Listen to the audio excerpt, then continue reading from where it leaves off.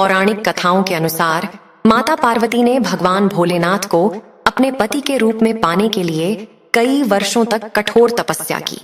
उनका तप देखकर देवताओं ने भोलेनाथ से माता पार्वती की मनोकामना पूरी करने की प्रार्थना की। इसके बाद महादेव ने सप्तर्षियों को माता पार्वती की परीक्षा लेने के लिए भेजा।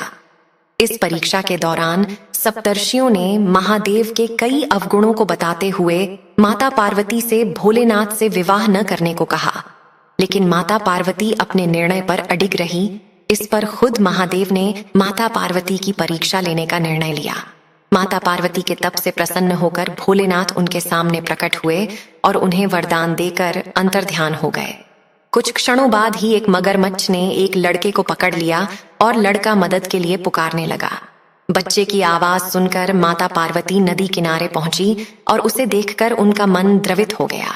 इस बीच लड़के ने माता पार्वती को देखकर कहा कि मेरी न माँ है, न बाप, न कोई मित्र। माता, आप ही मेरी रक्षा करें। इस पर माता पार्वती ने मगरमच्छ से कहा कि इस लड़के को छोड़ दें। इस पर मगरमच्छ ने कहा कि दिन के छठे पहर जो मुझे मिलता है उसे आहार बनाना मेरा नियम है।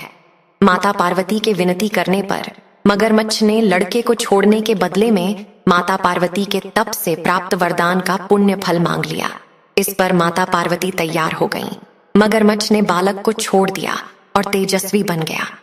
अपने तप का फल दान करने के बाद माता पार्वती ने बालक को बचा लिया और एक बार फिर भोलेनाथ को प्रसन्न करने के लिए तप करने बैठ गईं।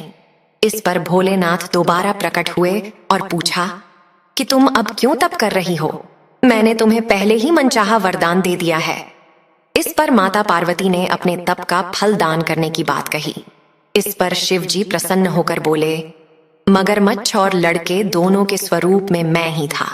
मैं तुम्हारी परीक्षा ले रहा था कि तुम्हारा चित्त प्राणी मात्र में अपने सुख दुख का अनुभव करता है या नहीं। तुम्हारी परीक्षा लेने के लिए ही मैंने ये लीला रचाई थी। अनेकों रूप में दिखने वाला मैं ही एक सत्य हूँ। अनेक शरीरों में नजर आने वाला मैं निर्विकार हूँ। इस तरह माता पार्वती भोलेनाथ की परीक्षा में उत्तीर्ण हुई और उनकी अर्धांगिनी बनी।